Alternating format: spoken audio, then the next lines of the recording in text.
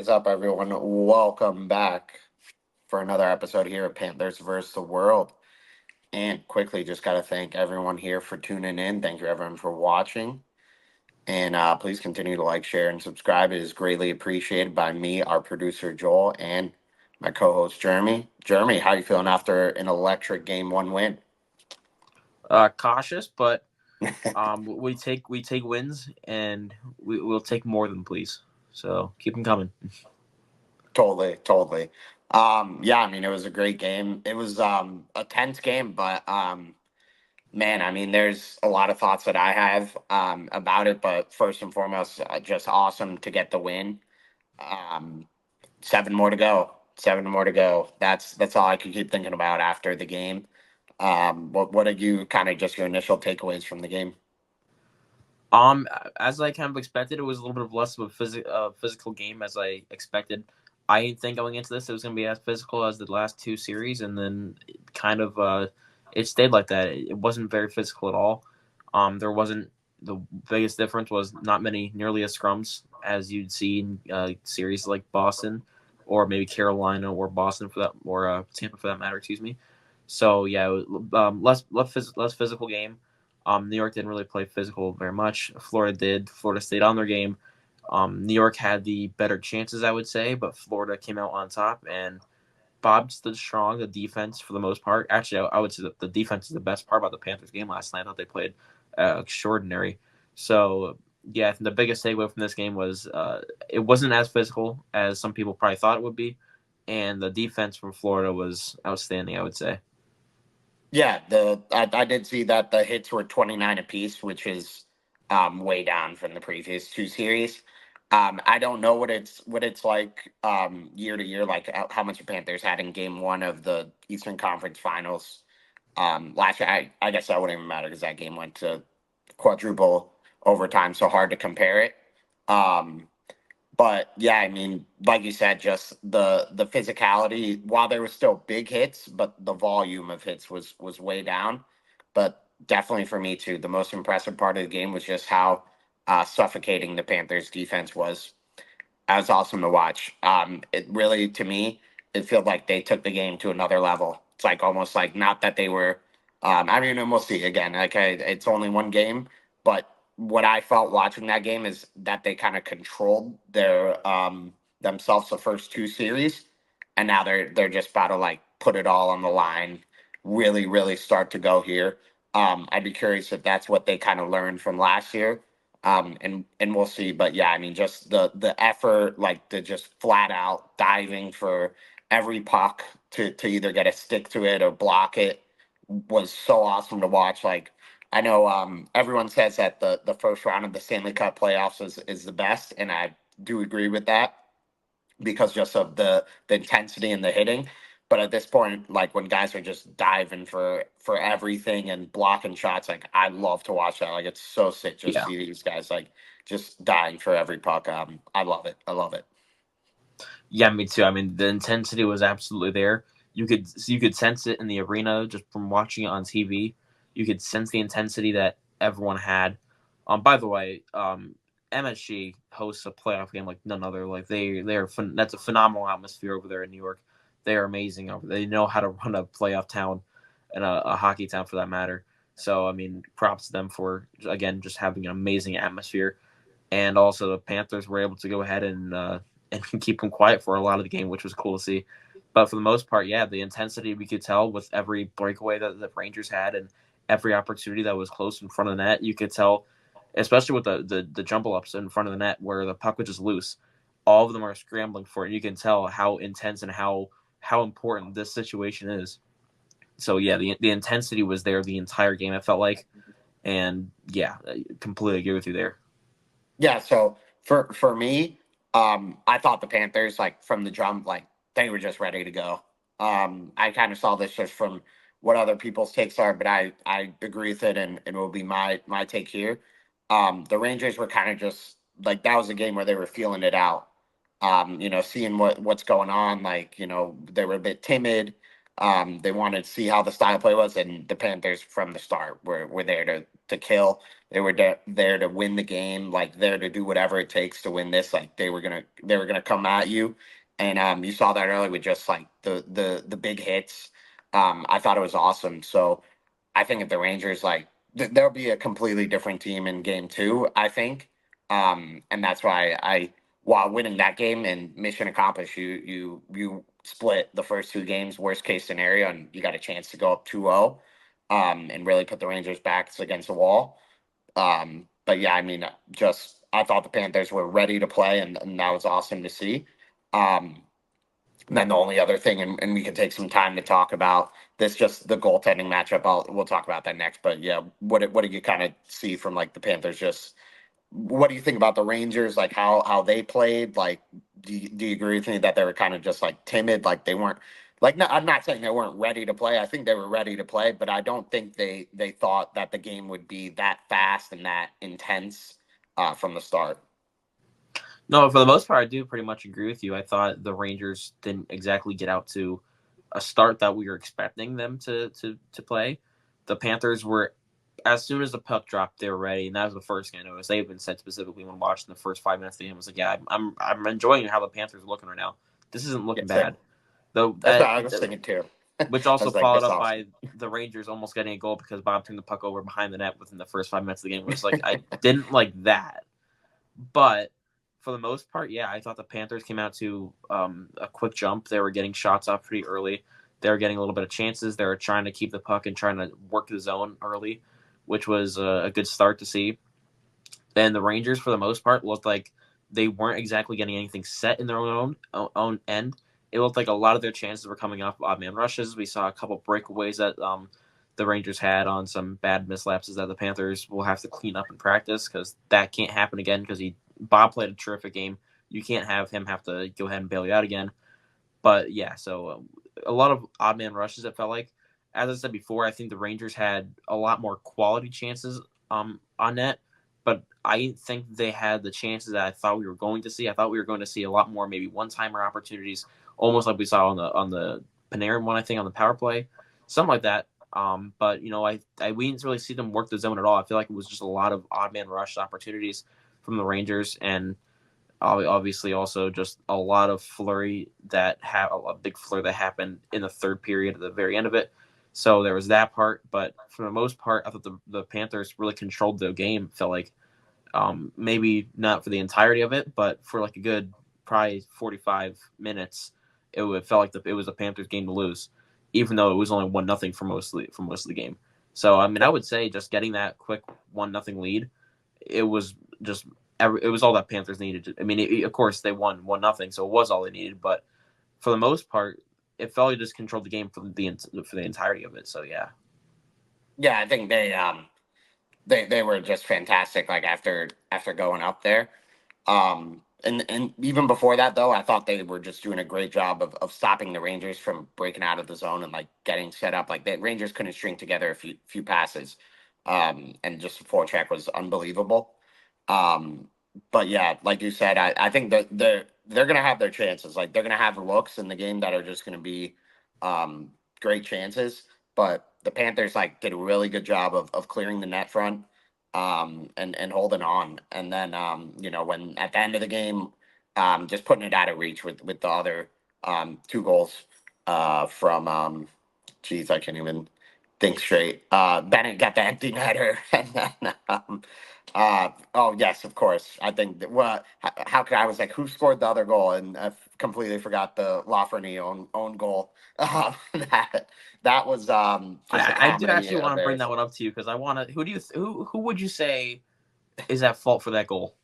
I think it's Igor. Yeah, I don't blame Lafreniere. Igor, like I watched it again today, like, and I just like and now I'm like laughing at it. Like when it happened, I was like just confused.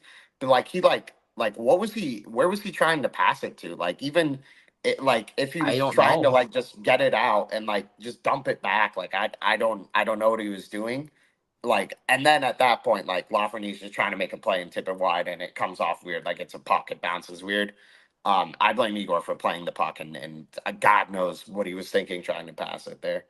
Yeah, I know. I remember specifically in that moment. I remember Shesterkin going out for it and then passing it to Verhagen. I was thinking, what is he doing? Yeah, I was like, Like, why what? is he? And then I remember him and then going in and sending it on net. And also Igor should have been ready for that. It just looked like he Yeah. was completely out of position for whatever reason.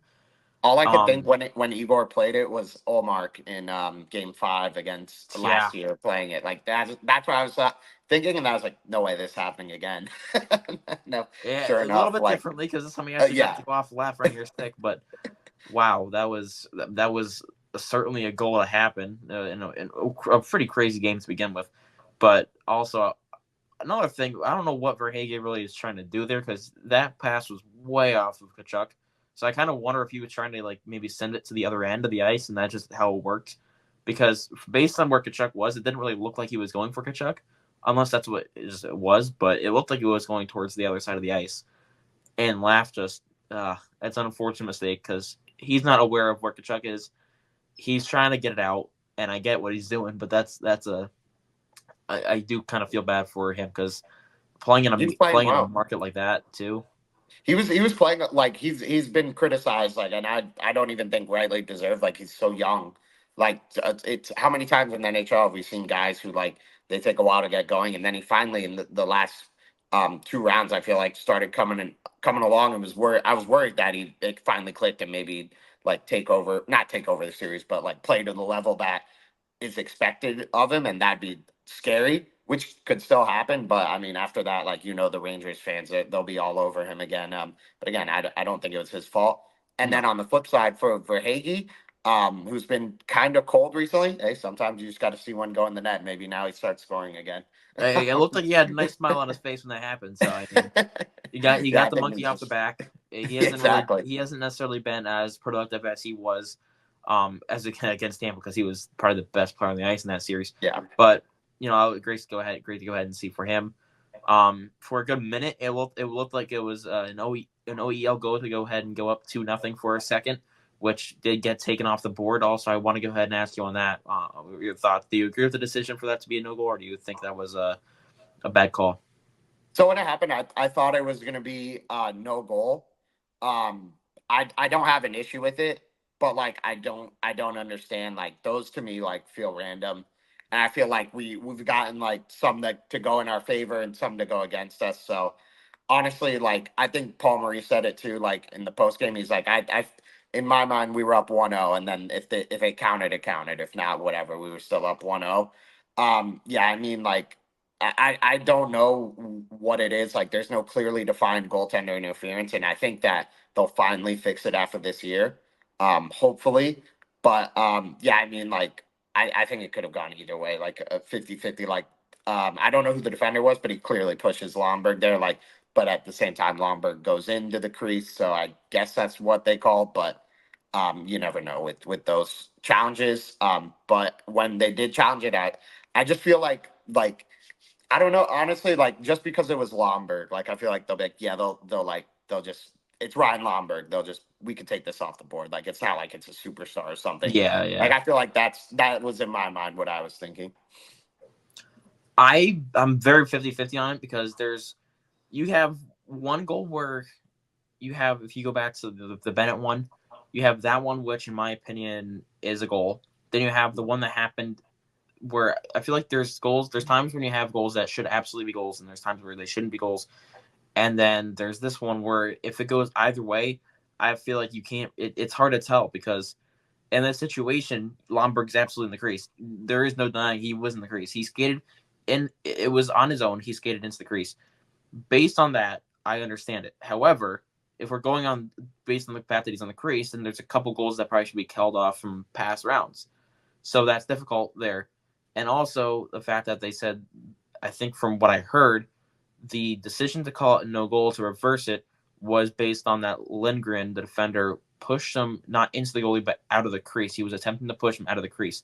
Which, if Is that's that what they true, said? I didn't hear that. That's crazy. that's what I think I heard, and if that is true, that's not a way to call it a no. That's not a way to reverse it. I don't think you can possibly reverse it by saying he was attempting to push him out of the crease because he didn't. He pushed him into Shesterkin's glove. There was absolutely interference, and I this is a thing where I kind of wish they would just have a clarity on. I appreciate the fact that they're giving us an explanation there too. How they gave us a pretty long explanation there, but the explanation does not match up with that because it hit the glove. There's definitely interference there, but at the same time, I can understand if you got a goal, I get it because his he very is clearly in the paint and he's getting out of the crease and he interferes with the glove. At the same time, though, he's also getting pushed into the glove by Lindgren.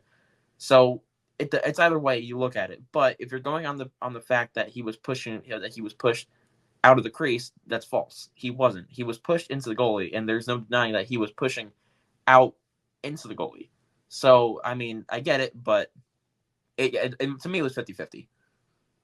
Yeah, like I said with the Bennett one, I believe like I truly believe they like make the decision and then after they're like, okay, how can we explain this? And like they just put something out there. Like I don't think they're using like logic, like thinking this much about Yeah, it. there has to Um, be some clarity on the issue, and there just there isn't right now. definitely does, yeah. I hope so. But one thing I wanted to ask if you heard this too, because I haven't seen it yet. And I've been trying to find it, and I think it'd be the funniest thing. I believe in the bench it's Darren Pang. He said that um I think it was Panarin or someone broke their stick, and he said Lomberg like gave him the broken stick back on the way to the bench. Which I would hope there's a video of that out there because that's one of the funniest things I ever heard.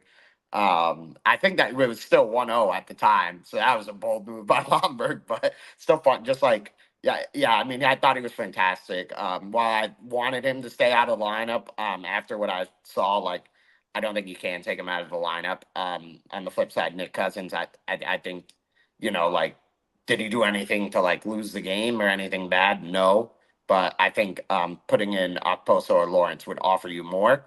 But I think Ryan Lomberg has earned the right, especially at the end of the game there when he's just blocking pucks, flying around. Like you felt him on the ice there, which is so crazy. Like how much I've been consuming content today, and like it's just been people talking about Ryan Lomberg, who played 7 minutes. But when he was out on the ice, you felt him, and um, I'll ask you your opinion. I think that's a good transition point to talk about what the Rangers do to answer Ryan Lomberg in game two. Like that's like blowing my mind that like is an actual talking point like that. But it's great for the Panthers.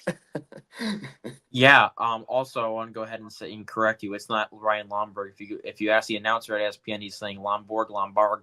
So there's. The whole broadcast for ESPN I has have been no so idea bad, how it is that hard to pronounce Ryan Lomberg. It is not so that bad. hard. They were playing like trivia during the middle of the game, like it's the Eastern Conference Finals, and they're like, "Oh, like who do you remember this?" I'm like, "What is going on here?" Like I TNT tonight, I'm so excited to watch.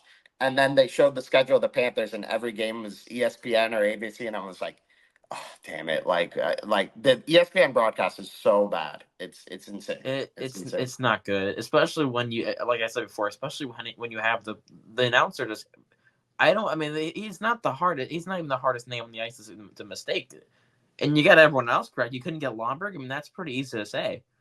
But you added an extra O there. You're adding an A out of nowhere too. I don't know how you went from Lombard to Lombard in the middle of 5 minutes. He's like me. I sympathize because I can't pronounce any name, but that one I can get.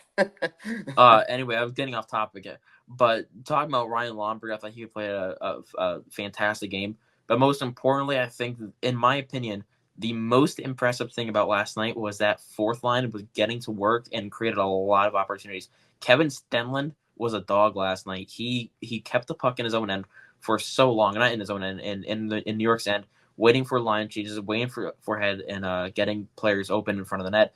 Stenlund played a great game. I thought Lomberg was very physical. I thought he was very noticeable. He was flying across the ice. Nick Cousins had a few nice opportunities, especially at the beginning of the game where he had one of the first shots on goal against Shesterkin that created a rebound that just went wide. But I thought that entire fourth line was the most impressive thing of the night. I thought it was even better than Bob. I thought they created so many good opportunities, and I don't know if we win that game without that fourth line because they're impactful defensively. They're impactful on offense. They wasted so much of New York's time, and they're pests on the ice. They were so important So, I mean, to answer your question, New York does actually have to find a way to go ahead and stop that line because you can't go ahead and keep on getting outbeat by that fourth line, especially when it's on the Panthers. Yeah, I hope they can keep Kevin Senlin this offseason. I don't know how much money he wants. He definitely deserves a raise, but and this guy's incredible. Like, and I think if he moved up the lineup and played with like some not like yeah, obviously some more talented guys. Like, I don't think that's sacrilegious to say. I think that he'd be fantastic. I mean, he kills penalties. Like you said, he's a dog, and like he just is keeping like the puck in the offensive zone himself. And then I think if he's winning those and getting those to like some guys with some more skill, who knows what could happen. But yeah, I mean, I really hope they could keep him, yeah, among with other guys. But I think he's been fantastic in a Panthers uniform, and I hope they can keep him for years to come. But yeah, I mean, I think the talking point of just them like having an answer to the fourth line and Ryan Lomberg, like a lot of Rangers fans want to put in Matt Rempe. I think that that'd be a major mistake for them. And Yeah, I don't think Laviolette's going to do it. And the other thing, I think if they do it, Ryan Lomberg like is going to drop the gloves if asked, and that'd be one of the most iconic moments in like if he NHL does, I history. really hope it's not against Rempe because I don't want to. I think he'll do it. He'll do it. He's crazy enough. He'll do it, I'm and just a trying to. visual of that. I'm trying to think of like a good visual of how to like specifically say how this would end up, but imagine just like a 7-foot dude and then just like the tiniest dude in the world just trying to like hammer him, but he's only hitting the abs of the guy he's facing. Like I don't That'd be know. Also, it would be so funny. to put it in perspective, Ryan Lomberg would probably find a way to get him on the ice too. He would probably find a way to get him on the ice, or if not both of them. I don't know. Lomberg just does it. He's got a knack for also just facing guys who are taller than him because he's like the shortest dude I've ever seen play at least to play hockey. Him and Nathan Gerby, man, and he somehow is a fighter and he somehow wins them. And he also, Beast. well, I think he's also been one of my favorite players ever since he went ahead and just killed Kolosar during the regular Yeah. season after he killed Kachuk. So Dude, watch out, Rempe might do it to you. yeah, I know. Yeah, if Rempe gets put in the game, here's where I think though, because Peter Laviolette has been to the playoffs too many times to know that if he puts Rempe in the lineup, he knows he's changing and he knows he's probably giving Florida the advantage. So if he does, I think he's a professional coach. He's I been here agree. long enough to probably understand that this is probably not a time to go ahead and put him in the lineup. Maybe if they Maybe go game down two three. zero, Yeah. Yeah. maybe if they go down 2-0, maybe they go ahead and they put him in there just to maybe put some new energy on the line, maybe to get something else going in the locker room. So I could see it maybe they're down if they're down 2-0 and they drop both games on home. But being down 1-0, no, there's no way they put Rempe on the ice for game two. Yeah, I agree with you. I think I don't know what the word I'm looking for to like call the people who are doing it, but like I just think it's naive. Like this is like a guy who's literally gonna play 5 minutes. Like and that was a 1-0 hockey game for the majority of the game until the final 4 minutes. It's probably gonna be a one-score game, likely go that deep, and easily could have gone to overtime that game. And then if Matt Rempe's playing, he ain't touching the ice in overtime, and you're basically playing a man down. So I don't think Peter Laviolette to me is just too smart to do that. I think the only way is if he gets somehow just like pressured by the media. But again, he's such a veteran coach who's won it before, done everything. He's not going to do it. Like you said, maybe game three if they're down 2-0. But I do think they got to change some stuff up. I don't know what it is necessarily, but I mean, like the Panthers just dominated them. The second period, they didn't have like a shot for the majority of. I think like eight. They had a shot or two in the first minute. Then they didn't have one until they got a power play. And they didn't have At the that. end of the They all period. had that breakaway, and that was their only real opportunity. It looked like until that power play happened. And also, it's worth noting a lot of the game. It felt like even though the Panthers controlled the game, a lot of it felt like it could have gone either way because the Rangers were one, puck luck bounce in front of the net from time the game. So many opportunities, so many times. So I mean, you could easily go ahead and say like this is not a time to put into. You need to make changes because especially when the fourth line controlled it felt like. But this isn't something that the Rangers have to drastically change because even though the Panthers did control it, you don't have to go ahead. You don't have to go ahead and blame the ice for it because I mean New York has terrible ice at this point right now because they just got done with the next playoff run, and now they have to do a long playoff run in New York for New York, but also just the fact that it's getting hotter out, it's happening, and the ice is melting. Not that the weather has a thing to do with it, but as the playoff wears on, the ice gets a little bit worse, and it showed it last night. And the Rangers were complaining about it last night. You definitely saw that their best moment of the game when they had an open net in front of the net. I still have not seen a replay. I don't know how that puck didn't go in. If you know what part I'm talking about, no idea how that puck never went in. I thought it was, but that whole play created was by the puck going over the Panther stick. They never even should have had that in the first place. So there's quite a few opportunities where the Rangers could have scored, and opportunities where they probably never should have even scored in the first place, but they had opportunities off of it. So I mean, the entire thing was 50-50, even though the Panthers did control it. But yeah, they need to make at least a little bit of adjustments. I don't know if they move someone down or not, but they need to make sure they just have to limit those mistakes. The Rangers have to limit those mistakes because they just have to take control of those advantages. Because the Panthers gave them enough advantages for them to be productive, but the Rangers never capitalized. And for the Panthers, they need to do the exact opposite of that and go ahead and limit their advantages because the Rangers took too many of their opportunities for odd man rushes, and they have to make sure they limit those because the Rangers are going to capitalize in those in game two. Yeah, yeah. I think the Rangers are going to have an answer, and look different. Like the line, I don't think you necessarily should take anyone out of the lineup, but just the style of play, I think, will be different.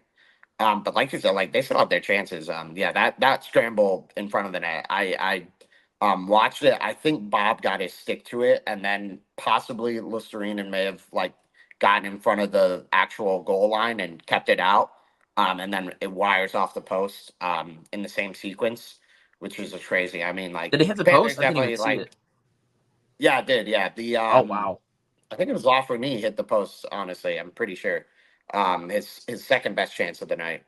Um, His best chance actually scored, but unfortunately yeah. it was in the run.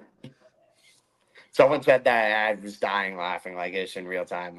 But yeah, I mean, my God, um, I got to feel for him. They hit the post and then that happened. Yeah, and then um, there was some other chances where like there was one where Bob came across on a one timer from I think it was Kako, and like Yes, Bob like got there, but he he got by like it was the his edge of skate. his yeah the edge Yeah, of the blade. So I mean, like, yeah, the Rangers like had their chances. Like, I do think the Panthers like had some bounces, but hey, like when you're a team of this caliber, you create your own luck. Like, it happens. Like the puck luck, this that. There was not a doubt in my mind that if the game did go to overtime, the Panthers would be fine to win. And to be honest, if they lost the game, I would have been here sitting like, I think the Panthers completely outplayed them. I think they could win game two, and even if they don't win, I think they could win the next two. Like just what I saw in game one was super encouraging, made me feel great. And this is what the Panthers are going to play like the rest of the playoffs are these get a one goal lead and pack it in. Don't let them get any shots off. Park the bus. They'll kill off a whole period. Like if they have a one goal lead going into the third from this point on, I don't even know if they'll have shots.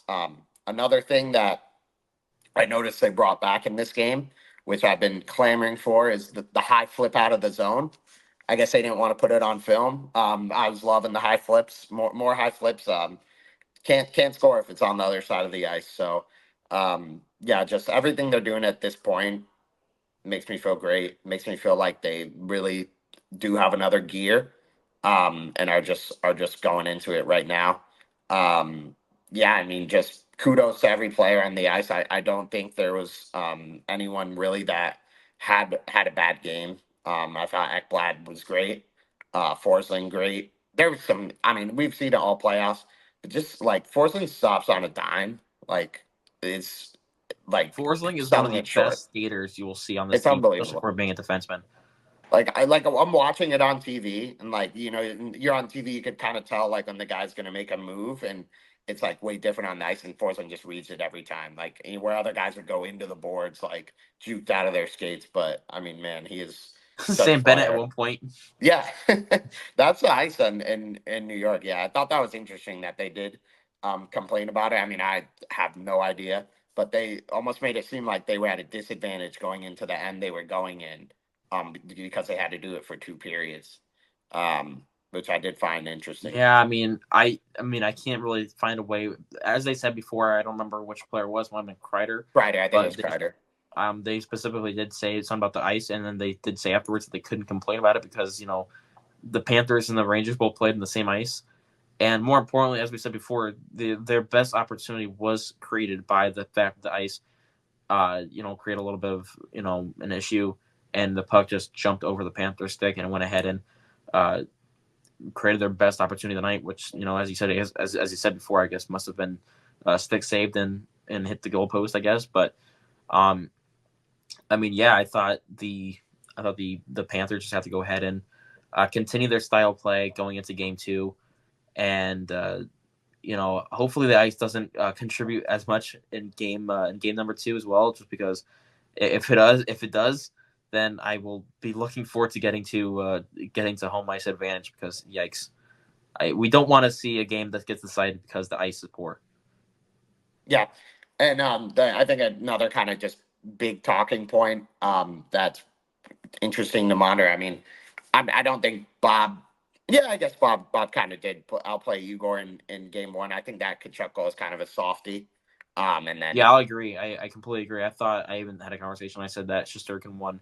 I mean that Kachuk goal probably never should have happened in the first place. I mean it was a nice shot, but I mean Shesterkin usually makes at those this saves. stage, yeah, you got to make that save.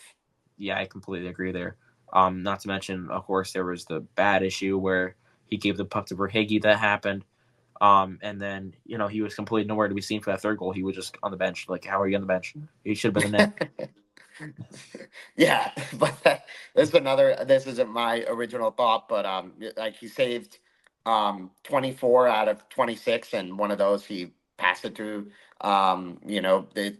his own guy scored it on him. If you do that, probably should win the game. So like, I don't think he played bad or anything, but like I mean, just I don't know. Like I feel like we'll see how this goaltending matchup leads on because Bob has been hearing all in the lead up to this how Igor is better than him, and can Bob keep pace with Igor? Igor's going to be so much better in this, and like I'm sure that lights a fire under him. I mean, like he looks locked in, like the way he's moving, the way he's at the end there he like scrambled, but like behind his back he's just locked in. It's He so always sick to does see that. He whenever when sprawling. he's locked in, when every single puck he's going after. We also have like a new big cat in town because everyone's been calling Vasilevsky a big cat for years, and now whenever Bob sees a puck loose in front of the net, there has never been a more obvious he's a kitty than that because he hops on it. I've never noticed this, but he fully just hops on the puck, and he's locked in when he's doing that because he's got his head locked on that puck at all times, and you can tell because constantly he's looking on the ground and looking for it, and he's got it. He's looked so much better. I thought last night he looked great. He was scrambling a lot, but I mean, given given a lot of the chances that happened, two of them were on the breakaways. One of them did beat him, of course, but I mean, not necessarily something I can complain about because obviously he hit the goalpost. So that's not something I'll be talking about. But he looked great on that Cooley shot. He kept his ground, made a nice play. On the power play, he looked like he was there for everything. Of course, he made that really nice save also on who was that we said before who had that chance that he got the skate save on it with Kako. Yeah, the one timer, yeah, Kako, yeah. That was an amazing save there. It looked like he was seeing the puck well, which is something that we've been complaining about for the last couple of weeks now. So hopefully it is a sign of better things to come because if Bob can keep his head on the puck and can keep his head on the swivel, then we're winning the series because Bob is a difference maker in this type of matchup. Because you're gonna have to face you're gonna face a better Shesterkin. There's no doubt about it. You're gonna face a better Shesterkin. The question is, are you gonna face a better Bob? So, and if you face a better Bob, then we saw what happened last year in the Eastern Conference Finals, and that's all I gotta say. Yeah, and another thing that I think was underrated, like, is he's coming out and playing the puck. Like when he does it, I get so scared. Like I I feel closed my like it's eyes. like yeah, but like he's playing it like expertly and like giving everyone time. Like he's fantastic. Like playing it behind the net. Right now it's sick to watch. Yeah, I mean if he could keep this up and continue to play this well and maybe even get better, like like you said, I think the Panthers win this series. Um, but again, I expect a big response from the Rangers in this game. You are playing with house money at this point, but at the same side, like the Rangers take game two and game three becomes a very, very important game because then if you go down 2-1, then you're back against the wall in game four. So I mean, like this series could turn on its head quickly, as we saw with the Boston series. But I think the Panthers know, like everything they said post game was like, this is one game. Like we got a bigger goal than winning this first game. Like even when Kachuk got the game puck, um, just was like, boys, it's one. We got more to come. Um, just awesome to watch. This team though, like I have full confidence in them. But yeah, these are going to be tight, scary, intense, nerve wracking, taking years off your life hockey games here. The one goal, possibly. I think a lot of them are like that was 3 goals, but I mean it was one goal until 4 minutes left. Like, whew. Yeah, I mean, this is the Eastern Conference Finals we're talking about now. Every single game is probably going to be one goal, and for the most part, almost every game last year I mean, not last year, almost every game, uh, last round for New York ended in a one goal game, except for game number 5, what they lost in against Carolina and New York. Every game besides that one ended with one goal. And if you look back to the Eastern Conference Finals last year when we faced Carolina, every one of those games ended with one goal. 2 overtime finishes, 1 with 5 seconds left, and then one that ended 1-0 the entire game. This is the Eastern Conference Finals. This is how it plays. The teams know this. The players know this. They know what they're getting themselves into. They know it's going to be low scoring. You're not going to get any of those high scoring opportunities nowadays. We're not high scoring opportunities, but you're not going to get those high scoring games. It's going to be close. And if they are high scoring, it means that both teams' goalies are probably not playing the best or the defense isn't playing the best. So, with that being said, the defense has to go ahead and just play their hockey that they've been playing. If you play like you played last game, you're probably gonna you'll probably go ahead and you'll probably take another game, and that's what's important because if you can go ahead and take a 2-0 series lead ahead of Florida, you got we're all of a sudden talking about this week potentially, and that's Don't say what. that word yet. No, no, But no, no, no. That no, no, no, no. I'm just saying if they were to win, if they were to win tomorrow, how then do you think the Rangers fans who were saying that they were going to sweep us are feeling today? Think they still think that's a possibility? you never know. You never know. Maybe I the Toronto call the goaltender interference on the other ones. like I said before, I'm waiting for the call to just like in a few weeks from now on where they end the playoffs and they resume back from the second round and they just eliminate us and they let Boston go by. They just they take back the Pinnacle and they just like completely rewrite history. I'm waiting for that to happen. I'm waiting for that one. It would make sense to me. Based on the Panthers fans and their history, I mean our history and I'm waiting for that. I could definitely see it happening. Just sitting on my couch celebrating a Stanley Cup in my hand, and the next thing I see is the Panthers have been eliminated because they took back the Pinnacle. I'm like, it happened. It happened. Oh God. But Jeez. no, the Panthers still have a strong test ahead of them. They got the Rangers still. They need to get out to another strong start because again, the rain. It felt like when the Panthers got that first goal, it felt like the Panthers were ready to own the rest of the game. They knew their game plan.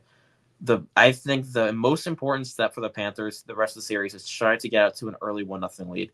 Not necessarily early, but you have to at least control the game early, and you have to make sure the momentum is on your side to start because you don't want to be down early. You don't want to be having to come back against this type of a team because if you're having to come back against this type of a team, it's gonna be very hard to do it. Boston was hard too. Tampa was a lot easier to do. It felt like, but this is a whole different team. This is the Rangers we're talking about. They got a veteran coach behind there in Laviolette. You got veteran players in there like Panarin, and you have one of the best goalies in the league in Shesterkin. It's going to be very tough to do it. So you have to come out to an early lead. And if you can, I think the Panthers will go ahead and they can dominate their own. They'll dominate the way the Panthers know how to dominate, and they'll win. Yeah, I totally agree with you. For game two, like I think that'd be the biggest key to success would be to just prevent the Rangers from like getting settled into the game, which is what I think happened in like game one. Like the Rangers, like they couldn't start doing what they wanted to do, and then they were playing reactive, and the Panthers just took over. If they could do that again, and especially with an early goal, and then they have to chase the game. The Rangers, I think it'd be fantastic for the Panthers and another recipe for success. um, yeah, I mean, but that crowd is going to be electric for game two. I did think it was kind of not odd, but I mean, like I get how it is. Like when they're just the soul leaves the building when you're down one. When they kept like Emily Kaplan kept doing the interviews, and like the Rangers fans behind her, like they just kept progressively getting like sadder and sadder and like more slumped over behind her. I was just laughing at that. But yeah, I mean, I think for game two, Friday night in MSG, like everyone's going to be having a good time there for sure. So it's going to be another great crowd. And yeah, I mean, I'm nervous for game two, but you know, I think that the Panthers have answered plenty of tests so far. So I think they got this one still to go, but I like where they're at so far. You can't complain about where they're at all. Any final thoughts, or we'll close out here? Yeah, just win, just win. I like that one. Go ahead and get that 2-0 series late, and all the home fans can go ahead and say hi to you on when you arrive back in Florida, because we're waiting to go ahead and see the team back in Florida. We're cheering them on from here, and you know what? We do a great job when we're on the road to start off the series. So I like where we're at. Just win another game. Go ahead and continue to have that lead. Don't let them tie it. Don't let them get any momentum in the series. And just most importantly, just win the game. 100%. And we'll continue to be covering it here at Panthers versus the World. And we thank you everyone for tuning in. So please continue to like, share, comment, subscribe, all that good stuff. Thank you everyone for watching, and go Cats go.